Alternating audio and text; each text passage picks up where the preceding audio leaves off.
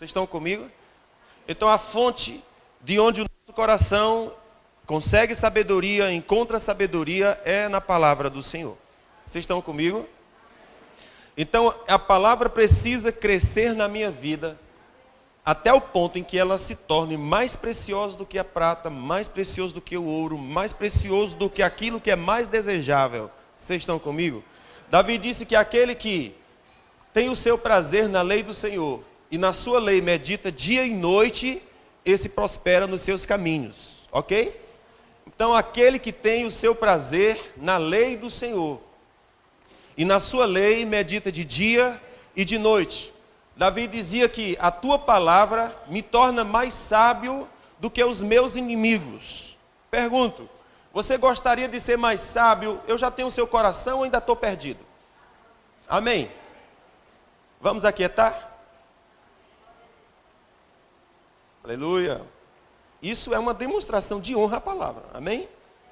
O seu coração está firmado. Não é hora de se mexer, não é hora de se sacudir, não é hora de sair, é hora de pregar o seu coração e receber da palavra. Amém? Então, eu queria que a nossa igreja tivesse esse discernimento de respeito e de honra com relação à palavra. Então, quem tiver de pé se sente, quem tiver de beber água, beba logo. Aleluia. Alguém disse que se nós bebêssemos água em casa, bebe na igreja, ninguém ficaria desidratado. Diga comigo, isso está na Bíblia. A gente bebesse tanta água em casa quanto bebe na igreja, não ficaríamos desidratados. A Ellen que o diga, né, Ellen? A Ellen é nossa nutricionista de plantão. Quem precisar ficar magrinho, ali está a Ellen. Na verdade, nutrido, né, Ellen? Nutrido. Não é magrinho, é nutrido. Ficar magrinho e desnutrido não faz sentido. Vamos começar de novo? Aleluia. Parece que agora se aquietou. Então, a palavra do Senhor nos torna... Não, eu estou pregando agora. A palavra do Senhor nos torna mais sábio do que os nossos inimigos. Isso é bom? Muito bom. Porque a palavra vai te dar discernimentos espirituais. Discernimento é uma das coisas mais preciosas de que nós podemos ter. É o discernimento. Discernimento é uma impressão dentro de você. E isso vem de Deus. É uma capacidade de discernir. Você vê duas coisas aparentemente boas, mas dentro de você, você sabe que uma delas não é. Então o Senhor fala, se você souber discernir precioso do vil, você será a minha boca. Se você souber distinguir aquilo que é precioso daquilo que vale nada, você será minha boca na terra. O precioso do vil é você comprar um sapato original e um sapato paraguaio. Ao olho desapercebido não há distinção. Mas aquele que tem um olho treinado olha e diz, esse aqui é do Paraguai e esse daqui é verdadeiro. Isso é discernimento. Então a palavra de Deus, quando à medida que nós colocamos a palavra de Deus dentro do nosso coração, esse discernimento começa a aparecer. Começa a vir à tona, você começa a saber o que é palavra de Deus e o que não é palavra de Deus. O que é palha e o que é trigo. Você não vai ser criança espiritual para sempre. Traga a palavra de Deus para dentro de você. Ela te torna mais sábio do que os teus inimigos. E de repente você diz, pastor, não tem ninguém querendo me matar. Aleluia por isso. Algumas pessoas chegam para mim e dizem, pastor, ore por mim porque querem me matar. Eu digo, Jesus, que sufoco você me... Aliás, eu me meti agora, não é? Tenho responsabilidade de estar diante de Deus, orar para que fulano não seja assassinado. Talvez você diga, pastor, eu não estou nessa condição. Mas escute, a Bíblia fala que existem inimigos que estão ao nosso redor, rugindo como leão, buscando ocasião para que nos possa tragar. Ainda que você não os veja, eles são reais e existem. São seres espirituais. A Bíblia diz que os anjos do Senhor nos guardam para que os nossos pés não tropecem em pedra. Diz que nós pisaremos em leão, em áspide e não nos causará dano algum. Leão e áspide são figuras de inimigos espirituais que podem conduzir pessoas à queda e mantê-los caídos. Não sei se vocês sabem, mas há muitas pessoas que caíram na vida e nunca mais conseguiram se levantar. Mas quando a palavra do Senhor está semeada em nosso coração, haverá discernimento para que você não caia em laço, para que você não fique preso, mas para que você ande livre.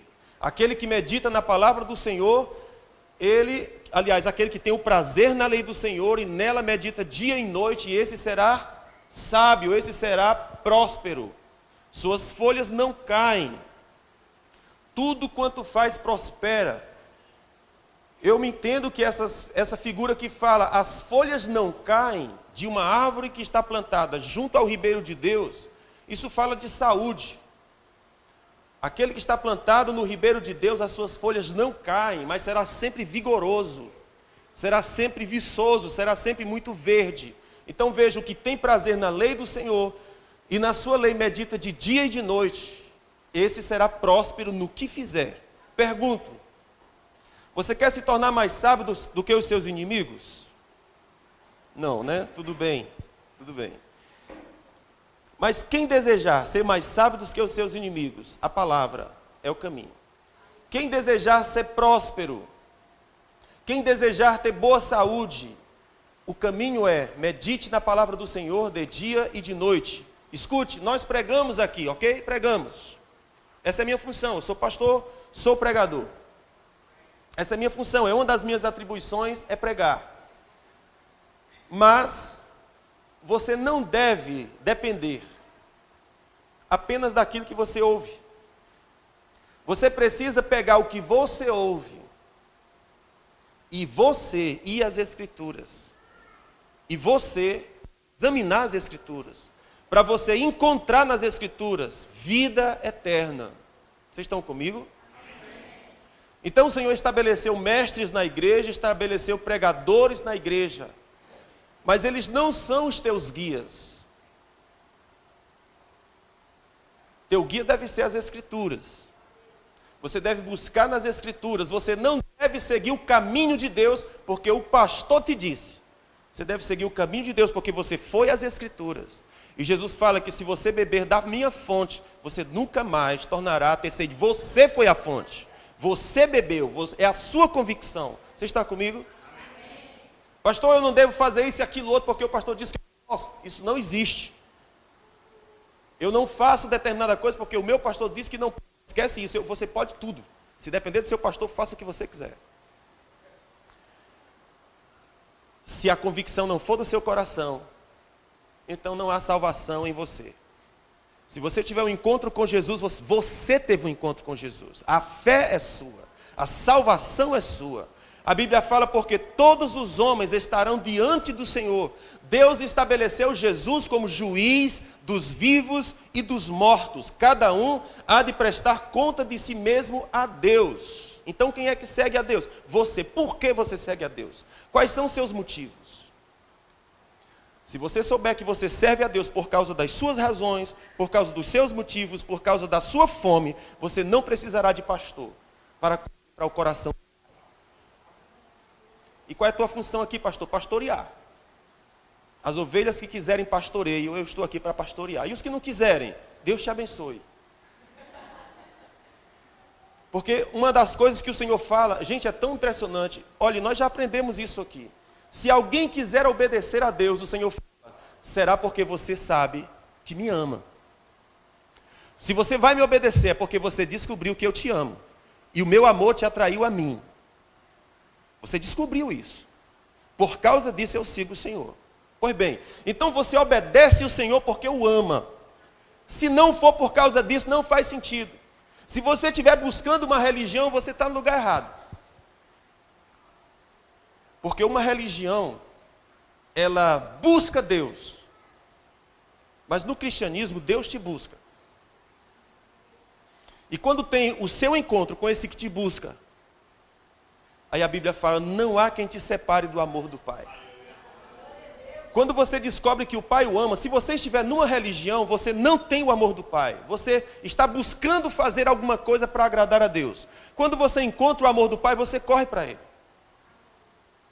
E quando isso ocorre, a Bíblia fala, não há na terra, não há no inferno, quem possa te separar do amor de Deus. Nem tribulação te separa do amor de Deus. Nem aflição te separa do amor de Deus. Paulo disse, estou certo que nada há de nos separar do amor de Deus. Quando você encontra o amor de Deus, a Bíblia fala, a esperança não vai frustrar. Porque quem encontrou o amor do Pai, está seguro para sempre. Amém, queridos? Mas quem estiver buscando uma religião, coitado, nunca descobriu o amor do Pai. Queridos, quantos filhos têm pai, mas nunca descobriu que tem pai? Tem pai biológico, mas nunca percebeu o amor do pai por ele. No dia que descobre o amor do pai por ele, fica todo besta. Fica todo folgoso, todo espaçoso, porque o pai me ama. Não é? Descobriu que o pai me ama, pois com Deus é do mesmo jeito. Você pode se relacionar com Deus imaginando Ele das 1000 formas. Mas quando você descobrir o amor do Pai, você vai buscá-lo, você vai desejá-lo, você vai querer estar com Ele. E quando isso ocorrer, queridos, não há possibilidade de alguém ou qualquer coisa te separar do amor de Deus. Nem na terra, nem no céu, nem no inferno. Nada te separará. O Senhor fala, nem anjos, nem principados, nem potestades, nem dominadores, nem o porvir, nada nos separará do amor do Pai. Então, se tem algo que nós precisamos descobrir, é o amor do Pai. Qual é o caminho para nós descobrirmos o amor do Pai? Fale comigo, as Escrituras. Você está animado para receber das Escrituras? Amém. Glória a Deus. Então, pronto, terminamos nossa introdução. Vamos à palavra. Quero ler com vocês Lucas capítulo 16, versículo 15. Lucas capítulo 16, versículo 15. Aleluia. Como eu desejo, amados, que cada um de vocês descubram o amor de Deus. Lucas capítulo 16, versículo 15, vou ler para nós não gastarmos tempo. Versículo 14 de Lucas 16 diz assim: os fariseus eram gananciosos. Ouviam todas estas coisas e zombavam dele. Escute só, os fariseus eram gananciosos. E ouviam todas estas coisas e zombavam dele. Zombavam de quem? Zombavam de Jesus. Jesus estava terminando de dar um sermão, uma pregação aqui. E os fariseus, que eram doidos por dinheiro, depois de ouvir essa pregação de Jesus, zombaram de Jesus. E então Jesus lhes disse: vós sois os que vos justificais a vós mesmos diante dos homens, mas Deus conhece os vossos corações. Porque o que entre os homens é elevado, perante Deus é a abominação. Deixa eu ler de novo. E disse-lhes: vós sois os que vos justificais a vós mesmos diante dos homens, mas Deus conhece os vossos corações. Porque o que entre os homens é elevado, perante Deus é abominação. A lei e os profetas vigoraram até João. Desde então, é anunciado o evangelho do reino de Deus. E todo homem deve se esforçar para entrar nele. É, porém, mais fácil passar o céu e a terra do que cair um tio da lei. Amém. Diga, não entendi muita coisa. Agora vocês vão ficar cuidadosos de repetir o que eu digo, não é, irmãos? Porque eu comecei pedindo para vocês fazerem algumas declarações e no final disse, ô povo mentiroso, né? Mas diga que nós precisamos amar a palavra do Senhor. É isso que eu quero chamar a sua atenção. E você precisa ir às Escrituras. Você ir às Escrituras. Amém? Ir às Escrituras. Precisa trazer as Escrituras para dentro de você. Muito bem. Esse texto que nós estamos lendo fala muitas coisas. Primeiro, nós estamos falando de 2 modos que nós temos de nos relacionar com Deus. Um dos modos é nos basear na nossa própria justiça, na nossa própria bondade. E a outra forma de nos relacionar com Deus é baseado naquilo que Deus fez por nós. O que Jesus está dizendo aqui é: vocês que se justificam a vocês mesmos, é abominação perante o Senhor. Você, irmão, olhe, observe isso aqui. Você que se justifica diante de Deus, você é abominação. Eu quero que você entenda que Deus veio buscar os desgraçados, os destroçados, os quebrados, os esbagaçados. Aí talvez você diga: pastor, não está falando comigo, porque eu não estou quebrado, eu não estou destroçado, eu estou muito bem, obrigado. Ok. Se nós estamos bem, então deveria haver evidências. E qual que é a evidência de alguém que está bem diante de Deus? É alguém que cuida dos destroçados. Quando eu não cuido dos que são destroçados, implica que eu estou pior do que eles.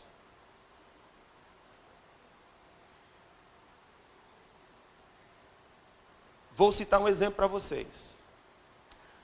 Jesus era Deus, à destra do Pai, desfrutando de toda a sua divindade. E a Bíblia fala que ele abriu mão da sua divindade, assumiu a forma de homem, assumiu a forma de servo, se humilhou a si mesmo, foi rejeitado, desprezado, vilipendiado. Ó, que nome lindo, mas é horrível. Não deseje ser vilipendiado, nunca adore dizendo: ó Deus, como eu quero ser vilipendiado. Não faça isso.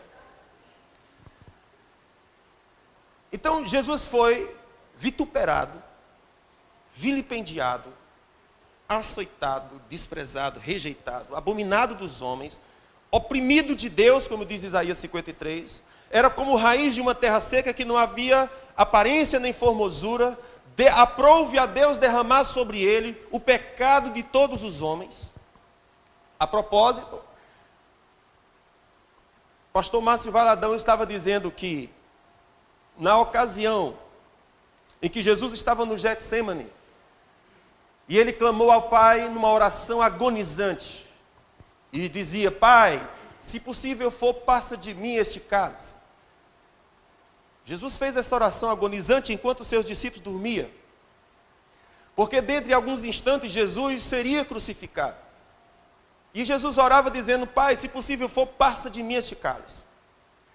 O curioso, irmãos, é que quando a gente assiste filmes, quando a gente vê a percepção das pessoas, elas só veem o sofrimento externo que Jesus passou. Só veem a dor da coroa de espinho, só vê a dor do chicote, só vê a dor da cruz. E os camaradas que fazem os filmes, eles dão ênfase muito forte naquilo. Mas o pastor Márcio Valadão estava dizendo que quando Jesus orava dizendo: Pai, se possível for, passa de mim este cálice, ele não estava orando acerca da cruz. Ele estava orando acerca do momento em que ele seria cortado, em que ele seria separado da comunhão com o Pai. O que Jesus tanto orava e dizia: Pai, não é possível isso. É possível que não seja assim. Do que ele estava falando? Do momento em que o pecado dos homens viria sobre ele. E por causa do pecado dos homens vindo sobre ele, não era possível mais ele ter intimidade com o Pai. Isso era a razão da agonia e da angústia de Jesus. Então aquilo que Jesus passou no seu espírito, em função do pecado dos homens que veio sobre ele, isso era a agonia do seu espírito. Tanto é que na cruz ele levanta os braços, aliás, estava crucificado, é claro que estava com os braços levantados, ele ergue sua voz e diz: Pai, Deus, por que me desamparaste? Não é? Então o grito dele era: por que me desamparaste? Esse era o grito dele, não era o fato de estar na cruz, apesar daquilo ser de uma dor imensurável. Mas aquilo comparado ao que estava acontecendo no seu espírito, carregando a morte de todos os homens, carregando a culpa de todos os homens, o pecado de todos os homens, aquilo é que era doloroso, aquilo é que era de uma pressão insuportável.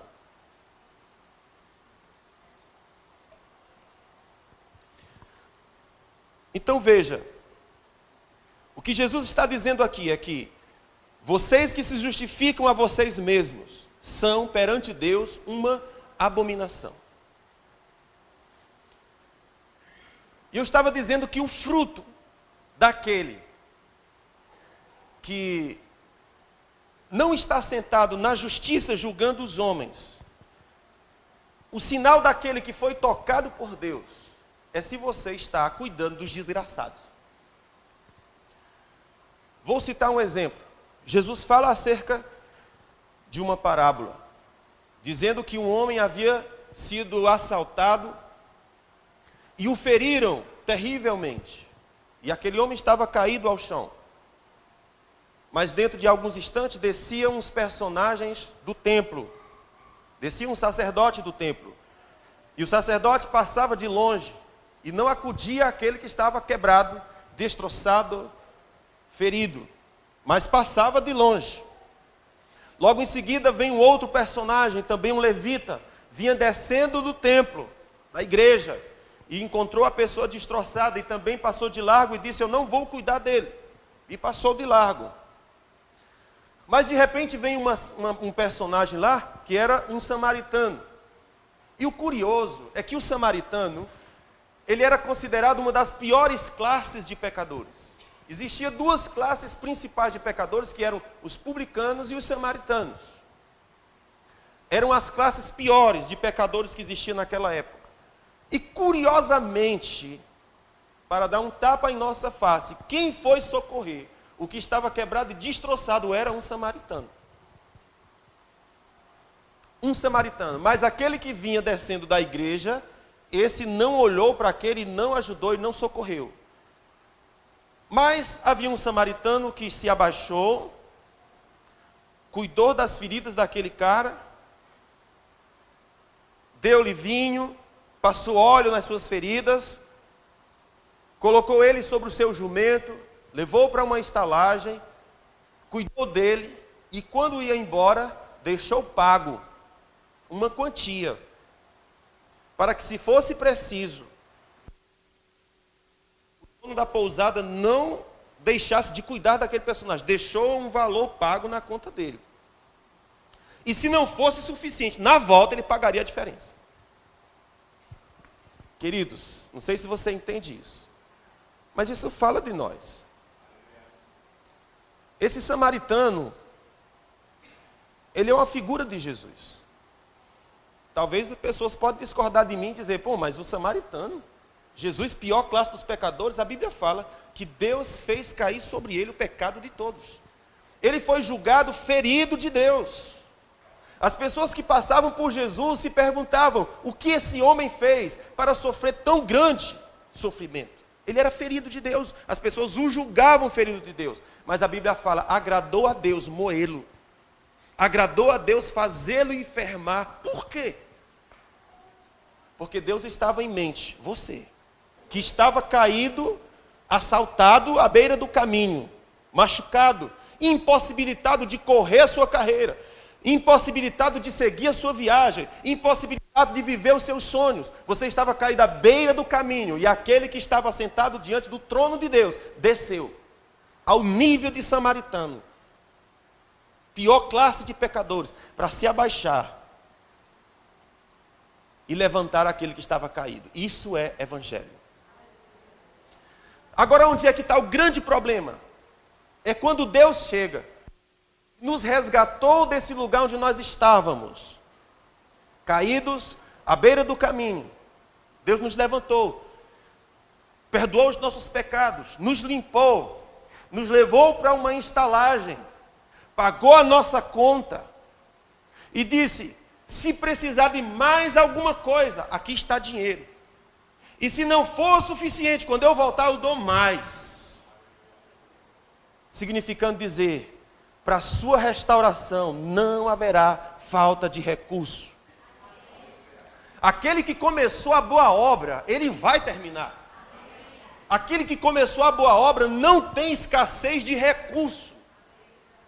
Pergunto: você crê nisso? Que aquele que começou a boa obra em você vai terminar? que apesar das aflições que você possa passar, das tribulações que você possa passar, das dificuldades que você possa passar, haverá recursos para você passar? Porque em algumas circunstâncias, quando a gente passa por aflição, a incredulidade bate no coração e nós dizemos: Deus me abandonou, Deus me desamparou, Deus não olha para mim, Deus não me cuida. Escute, nunca mais fale isso.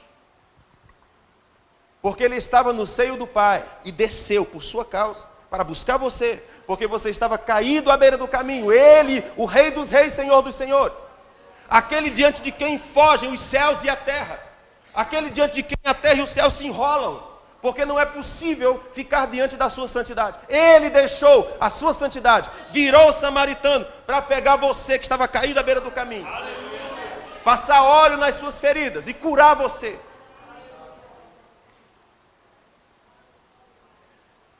Lhe dar vinho e dizer: revigore suas forças, monte no meu jumento.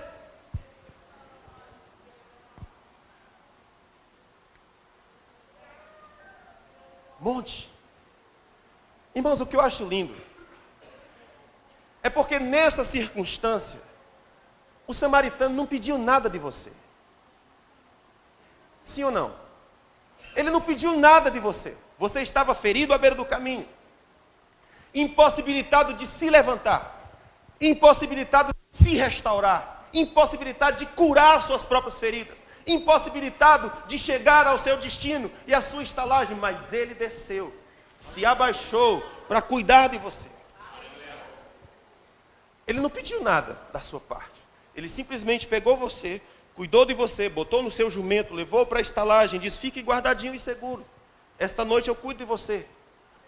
E amanhã eu vou providenciar para que o dono da estalagem cuide de você. Irmão, eu posso ser presunçoso, mas deixa eu dizer que eu acho que eu sou esse dono da estalagem aí. Se estiver gravando, depois edita isso. Eu sou o cara da estalagem. Ele chegou e disse assim: cuide da minha ovelhinha, cuide das feridas dela. Aqui está um valor X. Quantos sabem que Deus investe na sua obra? Quantos sabem que Deus deposita dinheiro na sua igreja? Porque existem feridos caídos à beira do caminho que precisam ser levantados e cuidados. Algumas pessoas são mão fechada na igreja, acham que não deve ofertar na igreja, e eu digo a você: não oferte. Amém? Se o Senhor não mover o seu coração, não oferte e nem dizime, porque a Bíblia fala que Deus ama aquele que dá com alegria. Há um mover de Deus no coração para você ofertar e dizimar. Então veja, o Senhor disse assim: eu estou dando dinheiro para o dono da estalagem cuidar dos meus enfermos. Que coisa linda, né? Que coisa linda. Ontem eu estava falando para os nossos casais que estavam aqui, para as nossas famílias que estavam no curso de casais, e eu estava dizendo para os pais, dizendo para eles: não sejam miseráveis com seus filhos. Não sejam miseráveis com seus filhos. Eu passei por isso e eu sei o que é isso. Você ser miserável, o pai miserável com seu filho, eu sei o que é isso. Eu estava dizendo para eles: não sejam miseráveis. Seja mão aberta com seus filhos. Seja generoso com seus filhos. Eu estava dizendo para eles porque o dono da família, que é Deus, vai mandar recurso para você, pai, para você, mãe, ser generoso com seus filhos. Então, às vezes, a família começa a receber dinheiro e os pais gastam com bobagens. Não entende que Deus está destinando para os filhos, para que os filhos estejam supridos.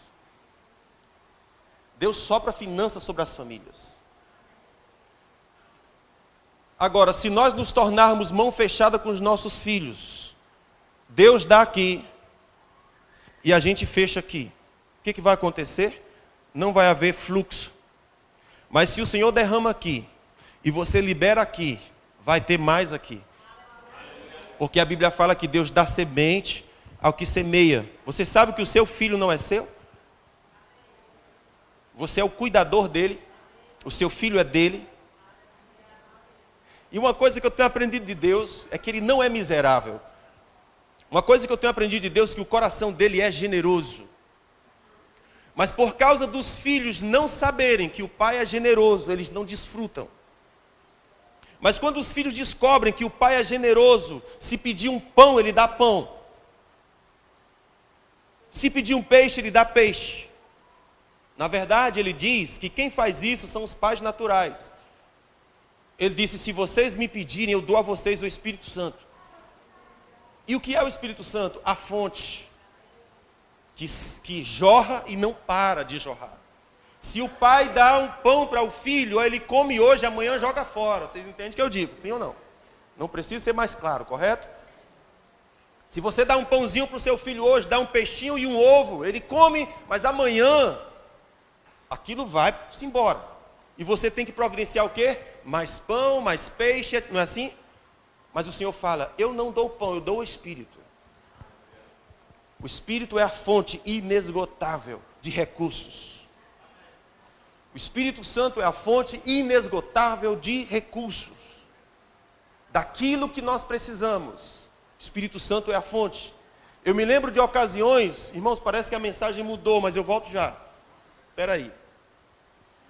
Eu me lembro de ocasiões em que Isaac, Abraão, furavam poços. Os inimigos viam e entupiam os poços. No meio, irmão, quem vive no deserto, um poço é muito importante. Aquilo significa fartura e suprimento para todos.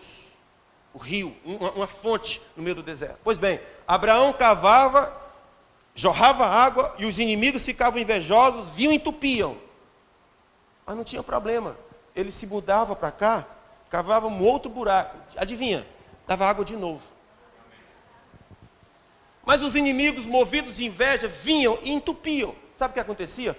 Abraão mudava de lugar e cavava um poço. E o que acontecia?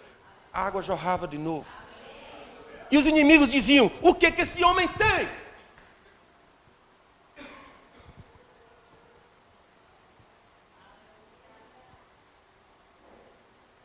O Senhor falou, se você é meu filho, eu te dou o Espírito. O Espírito vai te dizer onde é o poço. Você não vai precisar trabalhar noite e dia e noite. O Senhor te dirá onde está o buraco, onde que você fura, onde que está a prosperidade, onde que está a bênção. O Senhor falou, eu estarei contigo no campo, eu estarei contigo na cidade. Onde você for, prosperará. Porque a prosperidade não é o lugar, é você.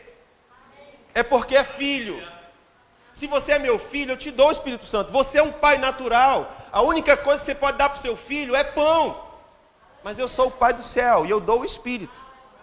E o que é o Espírito? A fonte inesgotável de todos os recursos de que nós precisamos. Amém? Será que eu consigo voltar, Jesus? Onde é que nós estávamos?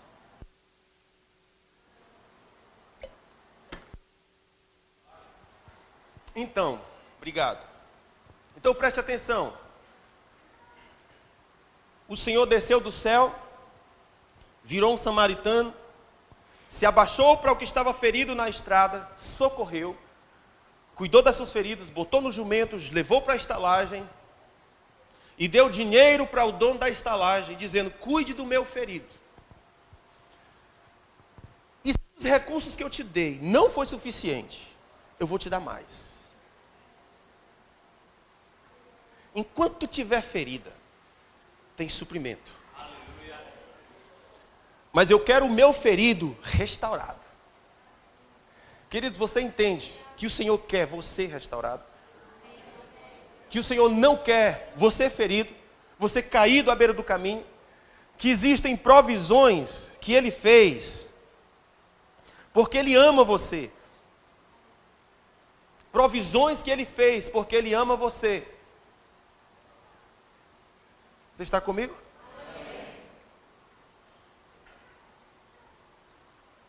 Escute o que esse texto está dizendo. Aquele que se gloria, versículo 15, Vós sois os que vos justificais a vós mesmos diante dos homens e de Deus. Mas Deus conhece os vossos corações. Porque o que entre os homens é elevado, perante Deus é abominação.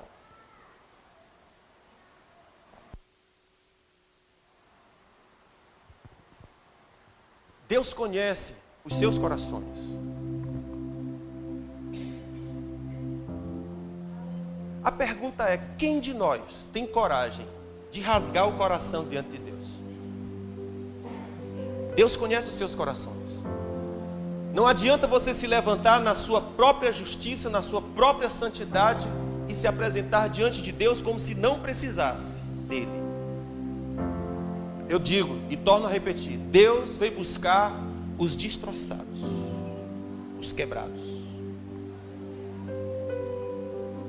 Vocês se lembram da prostituta, adúltera, sei lá, a mulher pecadora, que caiu aos pés do Senhor e cuidou dele. Aliás, e beijou os seus pés.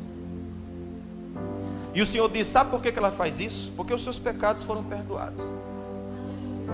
Mas vocês julgam ela, se escandalizam com o que ela faz, porque os seus pecados não foram removidos. Enquanto os pecados não são removidos, nós só conseguimos condenar as pessoas. Enquanto os nossos pecados não são removidos, a gente só consegue ser juiz dos outros. Mas o convite de Deus é: filho, eu conheço o seu coração. Existem armários, e deixa eu dizer isso aqui: às vezes quando aparece um homossexual, uma lésbica, as pessoas dizem: ah, saiu do armário. Carnaval é um ótimo dia para o pessoal sair do armário, não é? Enche a cara de cachaça e aí bota uma roupinha de mulher, pinta de batom, bota goma na cabeça, veste às vezes uma roupa sensual feminino, e aí a gente não, o pessoal diz: saiu do armário, não é? Está se manifestando quem ele é. E a gente se escandaliza com algumas pessoas. Mas a pergunta que eu faço é: quem de nós tem coragem de sair dos seus armários? De entender que há uma ferida na alma, de que existem algumas coisas que fazemos das quais nos envergonhamos, e nós não temos coragem de admitir e nem de gritar pelo socorro de Deus, e nós nos mantemos nos nossos armários, nos mantemos trancados, e enquanto nós nos mantemos trancados, Deus não pode nos ajudar. Vocês compreendem o que eu digo? Eu e a minha pastora, gostou? Eu e a minha pastora aconselhamos muitas pessoas.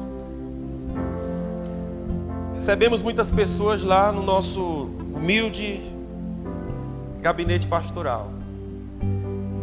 E existem muitas pessoas que mentem muito para nós. E a gente escuta a mentira dele, sabe que ele está mentindo. Mas eu digo: você sabe que, né, eu acredito no que você diz. Se você disser que preto é branco, eu vou dizer que é. Você está dizendo. Por que fazem isso?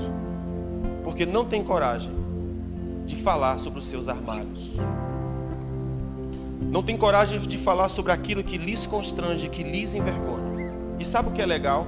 Eles se aproximam de mim achando que eu sou super santo. E eu lhes digo: eu preciso tanto quanto você daquele que desceu do céu, virou samaritano e pegou o que estava à beira do caminho. O jovem rico perguntou para Jesus: Senhor, o que eu devo fazer de bom para ser salvo? Jesus pergunta: por que você me faz essa pergunta? O que fazer de bom? Garoto, se liga. Só há um que é bom. E esse está no céu. E esse te amou.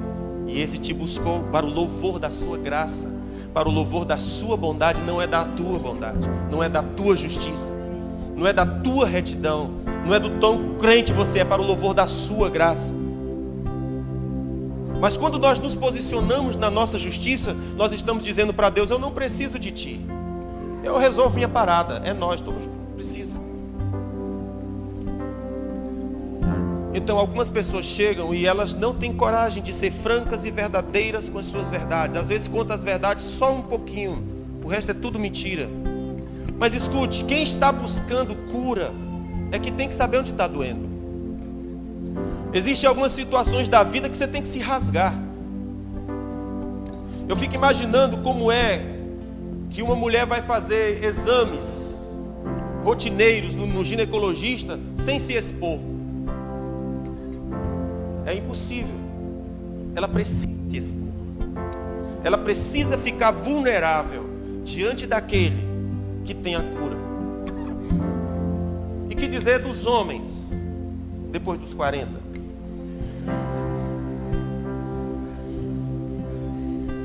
Não é não? Eu já tenho 43, eu estou orando faz tempo.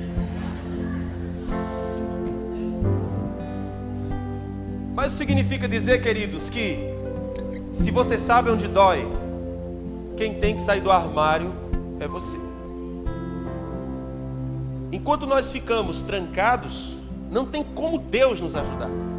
Porque a Bíblia diz assim: aquele que confessa e deixa, esse alcança misericórdia. Fala isso comigo: aquele que confessa e deixa, alcança misericórdia. Davi dizia: enquanto eu me calei, os meus ossos ficaram ressecados. Enquanto eu me falei, a tristeza e a agonia consumiam os meus ossos por dentro. O que Davi estava fazendo? Se fechou no seu armário. E quando ele se tranca no seu armário, não tem como o Senhor chegar e socorrer. Porque o Senhor precisa ser invocado, clamado. Você está comigo? Isso é um detalhe muito importante. Isso é um detalhe muito importante. O Senhor precisa ser invocado, clamado, desejado. A Bíblia fala assim: porque aquele que invocar o nome do Senhor, esse será salvo. Ou seja, aquele que clamar por um Salvador, esse será salvo. Agora eu pergunto: como que uma pessoa clamará a Deus por salvação se ela acha que não precisa? Não vai clamar. Vai carregar a sua dor, vai carregar a sua angústia, vai carregar o piano nas suas costas e nunca provará o poder de Deus tocando para livrar daquilo. E por quê? Porque não clamou pela ajuda do céu. Quando Jesus estava entrando na cidade de Jerusalém, montado com seu jumentinho, a multidão cercou e pegou galhos de palmeiras e gritavam: Hosana, Hosana ao que vem em nome do Senhor. Hosana, Hosana ao que vem em nome do Senhor. Enquanto a jumentinha andava, a multidão cercava Jesus com os galhos nas mãos e gritando: Hosana, Hosana ao que vem em nome do Senhor. Essa palavra Hosana significa: seja propício para comigo. Salva-me, Senhor. Era isso que eles estavam dizendo. Foi isso que o cego de Jericó disse: salva-me, filho de Davi. E ele perguntou: queres? Quero ver. Então veja. Foi o que gritou a mulher que estava há 12 anos sofrendo de um fluxo de sangue. Já tinha gastado todos os seus recursos, não tinha mais o que fazer. Mas ela foi por detrás, tocou na orla. E o poder de Deus foi liberado. E aquela mulher ficou sã, mesma hora. A pergunta é: quantos de nós reconhecemos que dentro do nosso armário coisas precisam ser removidas? E quantos de nós tem a segurança que o Eterno que desceu e virou samaritano, ele não veio como juiz, ele veio como Salvador. E a palavra Salvador significa aquele que cura, aquele que liberta, aquele que coloca num lugar seguro, aquele que paga a dívida que você não pode pagar porque o ladrão roubou. Você lembra que o samaritano foi roubado? Aliás, que o homem caído foi roubado. Ele não tinha recurso para pagar sua conta. Mas aquele que desceu dos céus, ele não desceu como juiz, ele desceu como salvador. De modo que eu não preciso ter medo de abrir os meus armários e dizer para Deus: eu sou assim. Algumas pessoas vão ao nosso gabinete e dizem: pastor, eu não sei o que o Senhor vai pensar de mim a partir de hoje. Eu digo: eu vou pensar a mesma coisa que eu pensei ontem.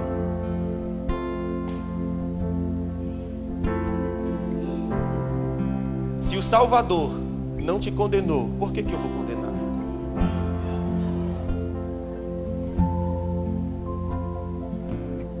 Aleluia.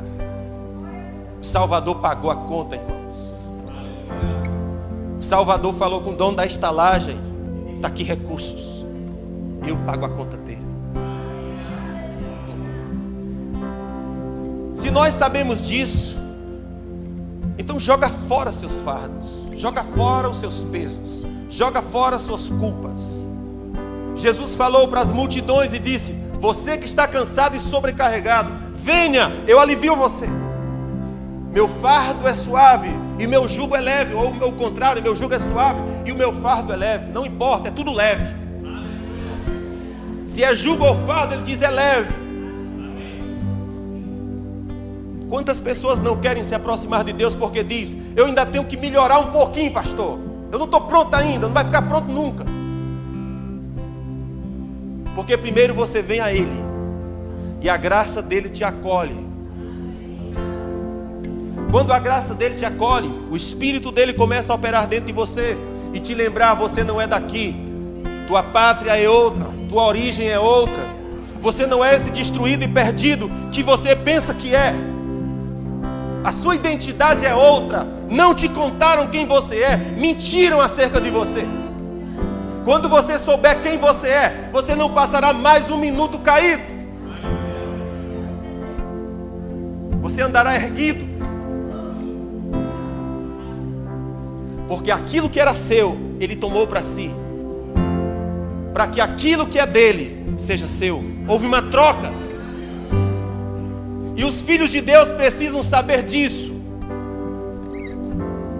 Enquanto você se sustenta na sua própria santidade e justiça, o Senhor diz: isso para mim é abominação. É abominação. Aí ele explica assim: a lei e os profetas vigoraram até João Batista. Desde então é anunciado o evangelho do reino de Deus, e todos os homens devem se esforçar para entrar nele. E qual é a mensagem do reino de Deus? A mensagem do reino de Deus é uma boa notícia. E o que diz a boa notícia? Seus pecados foram perdoados. O que diz a boa notícia? O bom pastor te buscou. Essa é uma boa notícia. Quem quiser vir, a porta está aberta. A favor e graça. O Eterno que desceu dos céus levantou você, ungiu você, curou das suas feridas e pagou suas contas. Jesus falou: pode aplaudir.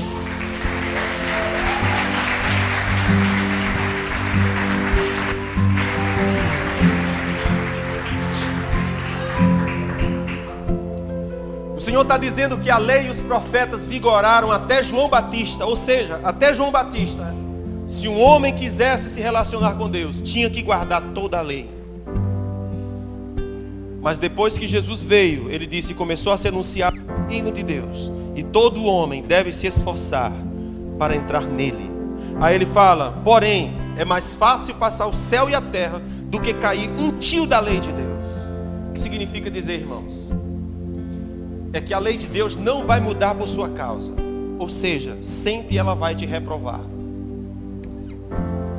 Sempre sempre ela vai ser impossível de você cumprir. Sempre. O Senhor não abre mão da sua justiça. O Senhor não abre mão da sua retidão. Se eu não posso chegar no nível da santidade de Deus, o que é que eu preciso fazer? Me abaixar. E deixar que Ele me cure. Deixar de ser arrogante. E me abaixar. E deixar que Ele unja as minhas feridas. Deixar que Ele me levante. Deixar que Ele me ponha sobre o jumento. Deixar que Ele me leve para a estalagem. Deixar que Ele pague a minha conta. Ei, isso não é fácil. Viver por fé não é fácil. Isso é viver por fé. Viver por fé naquilo que Ele fez para você. Porque é fácil crer naquilo que eu faço. Mas quando você sai da sua arrogância e sabe, eu não posso com a lei de Deus, Ele não vai abrir mão de um tio, nem de uma vírgula. É como Ele disse que é. E qualquer que for reprovado em um só mandamento será culpado de todos os outros. Ele não abre mão disso. Ele é santo, Ele é justo, Ele é reto. Então, se eu não posso com a lei de Deus, o que é que eu tenho que fazer? Se abaixe e deixe o Salvador salvar você. A única coisa que Ele diz é: se você crer nisso que eu estou dizendo, o poder de Deus te pega. Paulo disse: eu não me envergonho do Evangelho, porque é o poder de Deus que salva. Por que é o poder de Deus? Ele fala: porque no Evangelho a justiça de Deus se manifesta. Por causa disso é que o poder de Deus é liberado. Não é a sua justiça, é a justiça dele. Qual é a minha parte? Aceite que você precisa de um Salvador. E faça como aquela multidão que entrou em Jerusalém com seus galinhos, dizendo: Hosana, Hosana ao que vem em nome do Senhor. Saia dizendo: sê propício para comigo, meu Salvador. Sê propício para comigo, meu Salvador. Salva-me, salva-me. Aleluia. Quantos querem ser salvos? Se você está visitando a gente, aleluia, vocês estão inspirados. Inspira mais, vaso, flui. Aleluia. Diga assim, igreja: eu não quero dormir. Aleluia. Amém. Fica em nome de Jesus.